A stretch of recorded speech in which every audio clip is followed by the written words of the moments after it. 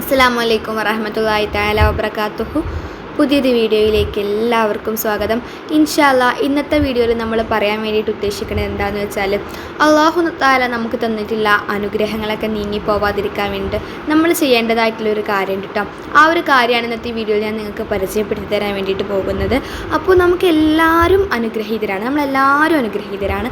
അല്ലാഹു തആല വിവിധ തരത്തിലുള്ള അനുഗ്രഹങ്ങളെ കൊണ്ട് നമ്മളൊക്കെ എന്ത് ചെയ്തിട്ടുണ്ട്, അനുഗ്രഹിച്ചിട്ടുണ്ട്. വിവിധ തരത്തിലുള്ള കാര്യങ്ങൾ കൊണ്ട് നമ്മളൊക്കെ അനുഗ്രഹിച്ചിട്ടുണ്ട്.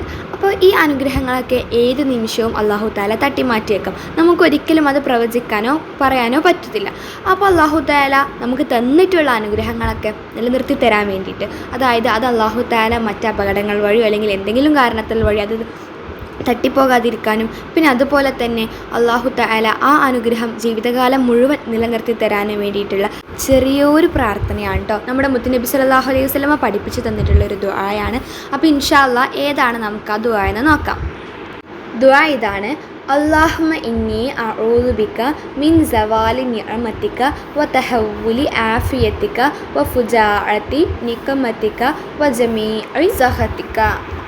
അപ്പോൾ ഒരുപാടൊന്നുമില്ല, നമ്മൾ മറ്റുള്ള ദുആകളൊക്കെ ചൊല്ലുന്ന പ്രാർത്ഥിക്കുന്ന സമയത്ത് നമ്മൾ ഇതും പ്രാർത്ഥിക്കുക. പിന്നെ ഞാൻ എപ്പോഴും പറയുന്ന പോലെ തന്നെ ഒരു വിശ്വാസത്തോടു കൂടി ആത്മാർത്ഥതയോടു കൂടിയൊക്കെ പ്രാർത്ഥിക്കുക. ഇൻഷാ അല്ലാഹ് നമ്മുടെ എല്ലാ വിഷയങ്ങളും അനുഗ്രഹങ്ങളൊക്കെ അല്ലാഹു തആല നിലനിർത്തി തരുന്നതാണ് ഇൻഷാ അല്ലാഹ്. അപ്പോൾ നല്ലൊരു വീഡിയോ ആയിട്ട് നമുക്ക് അടുത്ത ദിവസം കാണാം. അതുവരേക്കും എല്ലാവർക്കും അസ്സലാമു അലൈക്കും വറഹ്മത്തുള്ളാഹി തആല വബറകാതുഹു.